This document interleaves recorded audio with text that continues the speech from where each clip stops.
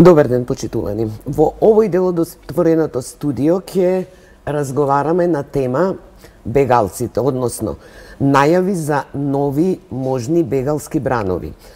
Овој дел ќе го водиме заедно со колешката Гордана Дувњак и нашите гости. И наши денешни гости се господјата Магдалена Несторовска, државен секретар во Министерството за внатрешни работи и национален координатор за борба против трговија со луѓе и илегална миграција, долг назив, како и господинот Јасмин Реджепи, председател на Сдруженијето на граѓани Лекис. Добре дојдовте.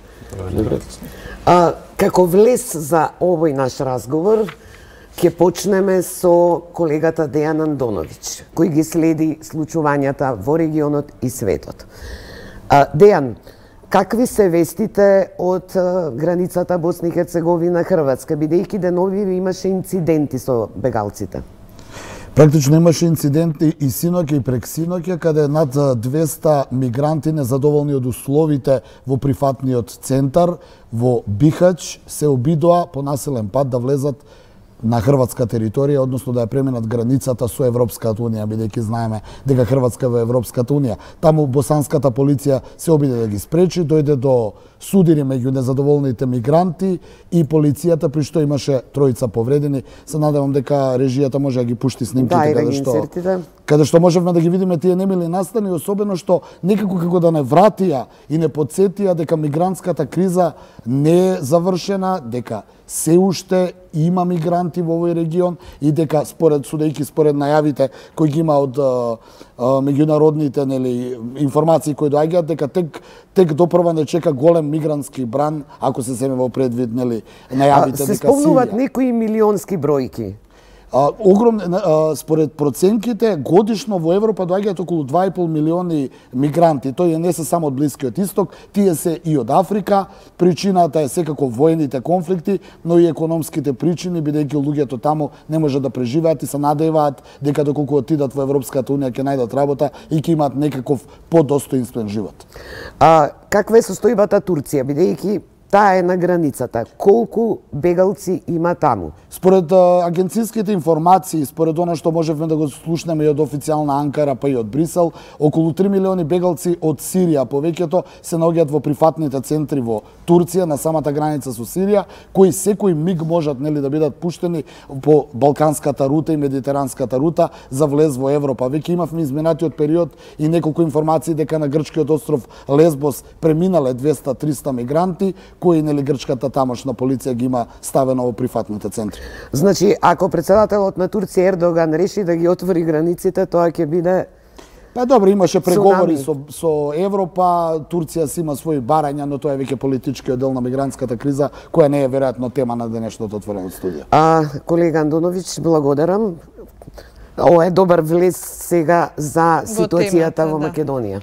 Јас би почнала со господјата Несторовска, како висок функционер од МВР. Балканската рута официјално е затворена на 9 март 2016 година. Кажете ни како Македонија се справува со овој проблем, со оглед на тоа што пред неколку години имаше многу забелешки на сметка на нашата држава околу третманот на бегалците. Знаете како, Македонија и покрај тоа што имаше забелешки, ако се земе во предвид низ каква криза помина бегалска, во период кога и во самата држава имаше криза, значи во рамките на нашата земја имавме политички земјотрес. Во исто време се соочивме со човечко цунами на границите. И за краток временски период низ Македонија поминаа некаде околу 800 до милион бегалци. Имајќи во предвид со какви се ризици бевме соочени, со какви се предизвици бевме соочени, мислам дека Македонија и покрај забелешките успеа да се справи со кризата без некои поголеми потреси. Можеби во прилог ни одеше и фактот што мигрантите само транзитираа низ Македонија, Не сме посакувана дестинација. Не сме посакувана дестинација, да бидеме искрени. Меѓутоа, успеавме во многу потешки услови, општествено-политички во земјата, да се справиме со еден голем бран. Сега, тоа фактички не научи дека треба да бидеме спремни и подготвени, без разлика што не очекуваме Македонија повторно да биде на удар на таков мигрантски бран. Меѓутоа, во целиот овој период од 2 години, земјата превземаше чекори како да се справи со евентуален зголемен прилив на мигранти, како и да ги отстрани оние основи, како би рекла, кои што представува база за да има забелешки за нашето однесување према мигрантите, према бегалците и така натаму. Значи подготвени сме, сакате. Така да сакам да кажам дека нема основ за паника. Добро. Имајќи во предвид дека е факт дека се зголемува приливот на мигранти, објективно ако правиме споредба во однос на минатата година, сепак одлично се справуваме со ова зголемување. Така, да го чуеме господинот Реджепи, дали вие како представник од невладин сектор се согласувате со овие оценки за однесувањето на нашата држава кон бегалците? Значи, иако претходно сме имале бегалска криза од времето на војната во Босна или подосна онаа на Косово, ова што не снајде беше од 2015 и 2016 година, беше сосема нов вид, нешто што беше неочекувано и секако дека тоа што се потруди и што го направи невладиниот сектор беше една голема работа во полза и во корист на државата, но од друга страна и на самите бегалци. Како вид на услуги ви им давате и помош на бегалците? Значи, невладиниот сектор, тука сме неколку организации кои што работиме, не е само Легис. Од нашата организација ние се грижиме да има хуманитарна помош, односно храна, облека и евентуално психосоцијална поддршка, одредени спортови кои што тие се во двата транзитни центри во Гевгелија, во Вино-Јук и на Табановце горе, за да нели тој стрес кој што ги имаат и трауми кои што ги имаат да можат полесно да ги пребродат додека се таму, работа со малолетниците кои што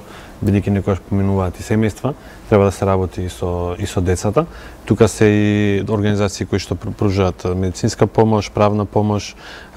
Значи, ги имаме научено многу добро лекцијата, моментално работиме со многу помали капацитети отколку претходно кога беше големата криза. Сите тимови се многу добро координирани и соработката со државните институции и меѓу нас како невладини организации за сега е безпрекорно. Какви се податоците од теренот? Истото мислев. Каква е сега состојбата?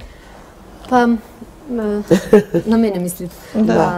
Каква е сега состојбата? Состојбата сега не е загрижувачка, далеку од тоа да е загрижувачка. Ние во прифатните центри Вино-Јук и Табановце имаме, се движи бројката од 12, ја денеска го посетив во Табановце центарот, имаме 12 во моментот лица таму, така да бројките се минорни, бројките се навистина многу мали. Меѓутоа, ако говориме генерално каква е состојбата во текот на целата оваа година со илегалната миграција, со обидите да се поминува илегално границата и така натака, мораме да констатираме дека е зголемен бројот на обиди да се за шверц на мигранти. Да, за криумчарење на мигранти. Сега нераскинливо раздел, мислам, поврзани се криумчарењето на мигранти со трговијата со луѓе, меѓутоа факт е дека е зголемен. Се должи ваквото нешто се должи во голема мера и на состојбите во регионот. Знаете како она што се случува кај соседот веднаш се рефлектира кај нас. Најчесто и се прелева после известно време. Така да она што се случи во Србија со укинувањето на визниот режим со Иран, тоа автоматски се рефлектираше во Македонија и се смени сликата на луѓето кои што илегално се обидуваат да влезат во Македонија. Сега поголем кои број. земји најчесто доаѓаат? Па сега се најмногу Пакистан, Иран, Пакистан, нешто Афганистан, нешто малку, мислам, Северна Африка. Сега велат дека трендот е од Северна Африка да доаѓаат бегалци од економски причини. Да. Тоа е, секако и Јасмин ќе сака да каже нешто тука, тоа е многу е тешко да го раздвоите. Многу е тешко да ги селектирате, затоа што голем дел од луѓето кои што се обидуваат да влезат, се обидуваат од своји причини. Многу често се резултат на бегство од војна, од кризни состојби. Меѓутоа, секој човек, тоа е вообичаено, ако не му е прва опасност војната, следно на кое што размислува е како подобро да живее, како подобро економски да избега од сиромаштијата. Јадранка спомена дека Македонија не е многу пожална земја и повеќе е транзитна, меѓутоа колку имаме баратели за азил во Македонија? Има ли така? Многу малку. Тие се сместени во прифатниот центар за азил, кој што е под надлежност на Министерството за транспорт и врски. Мислам дека е бројката мала, околу 20 сега. Се најавува можен нов бегалски бран од Сирија и тоа напролет. Какви се вашите проценти? Значи, оние врски кои што ги имаме ние со невладините организации во Турција, состојбата е стабилна. За да се најавува нешто од Сирија, за да помине, треба да помине преку Турција. Во Турција и онака има веќе голем број на луѓе кои што се околу 3,5 милиони, од кои што само 10% се во камповите, другите живеат слободно, значи на територија на Турција, повеќе на југоисточниот дел. Сите тие луѓе треба, значи, како што вие рековте претходно, доколку турската влада дозволи такво нешто, тогаш ќе се прелеат во Грција, потоа наваму. Ако се налути за сега не немаме такви информации. Состојбата е стабилна, а и она што се случува во Сирија во моментот конкретно имаше закана за реокупација на Идлиб, кој што ќе доведеше голем број на бегалци, не се случи такво нешто, се смирија работите таму и така да сметаме дека такво нешто, барем сега за сега, не би имало за да може да се рефлектира и тука во Македонија. Господин Несторовска, во која фаза е договорот и преговорите со Европската погранична агенција Frontex и на кој начин ќе биде таа соработка со нашите служби? Па вака, сега за да ја комплетираме сликата, би било добро да ви објаснам дека во моментот македонската граница се обезбедува и со специјална мерка, јужната граница, со специјална мерка во која што од 2015 година со Европската Унија, од 2015 година некаде вкупно околу 4000 полицајци од 8 земји, Австрија, Словачка, Словенија, Хрватска и така натака, учествуваа со своји сили, со своји човечки ресурси на систем на ротација. Така да и во моментот ние имаме странски полицајци тука врз основа на билатерални договори кои што ги склучуваме со тие пријателски земји. Сега, речиси цела година се одвиваа преговорите помеѓу тимот од Република Македонија, кој што го предводеше Министерството за внатрешни работи, меѓутоа беа застапени и многу други државни институции. И од другата страна беше тимот на Европската Унија и во текот на оваа година на некој начин расчистивме сите дилеми, одевме член по член, ги отстранивме сите делови во договорот кои што можат да бидат тумачени двосмислено, кои што може да предизвикаат во практичната реализација одредени проблеми. Што беше најспорно? Па најспорно имаше повеќе точки. Беше спорно прашањето за подготовка на оперативниот план. Беше спорно. Беа тоа прашања кои што ги решававме во ОД. Беше спорно или беа отворени прашањата околу имунитетите. Беа отворени прашањата за стапување во сила на договорот. Беа отворени редица прашања за кога ќе стапи во сила, како ќе се применува, како ќе се врши надомесна штета во случај да се случи. Значи тоа беше еден конгломерат на прашања кои што се обидуваше да ги покрие сите можни ситуации кои што можат да настанат во практичното функционирање на тој договор. И сега ние поучени со искуството што го имаме во овие 2 години, кај што речиси 4000 луѓе странски полицајци продефилираа во Македонија, далеку да продефилираа, тие работеа заедно, беа на терен со нашите полицајци. Имавме искуство како да ги овие прашања затвориме, а да биде во наш взаемен интерес. И нас како земја домаќин, меѓутоа и на оние кои што доваѓаат во нашата земја. И само да напоменам дека за овие 2 години 4000 странски полицајци беа во Македонија на исклучително тешки и ризични задачи, меѓутоа не се случи ни еден инцидент или некаква ситуација која што би можела да ја доведе во незгодна позиција Македонија како држава или пак да го постави по знак прашање овој однос, овој договор билатерален. Што се однесува до договорот со Фронтекс, договорот со Фронтекс го завршивме.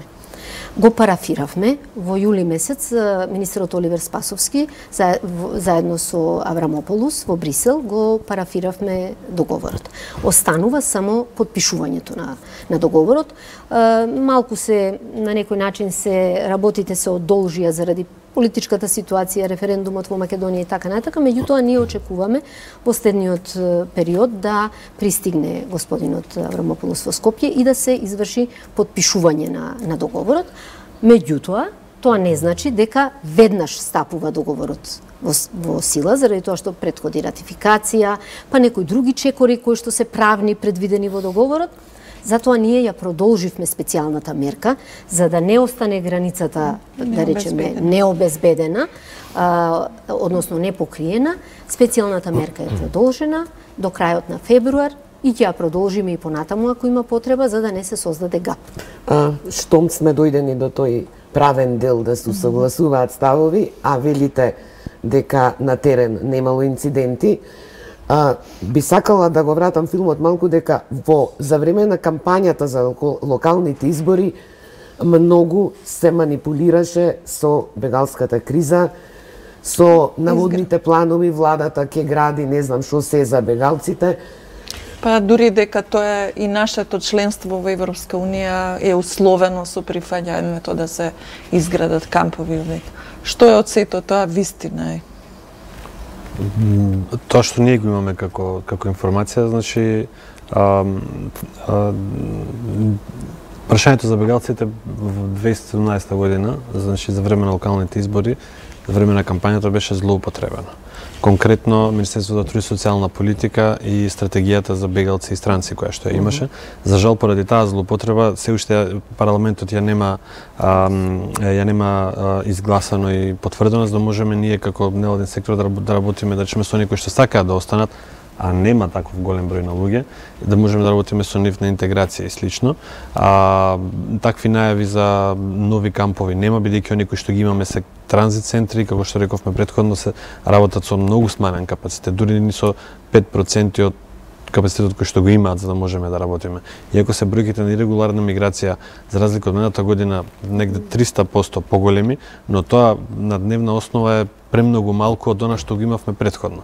Ако ние како Легис сме забележале 3800 до сега од јануари до октомври, 3800 бегалци, а во 2018 година биле само 1600, споредбено со 13.000 на дневна основа 2015 година во октомври месец, тоа воопшто не е некоја бројка.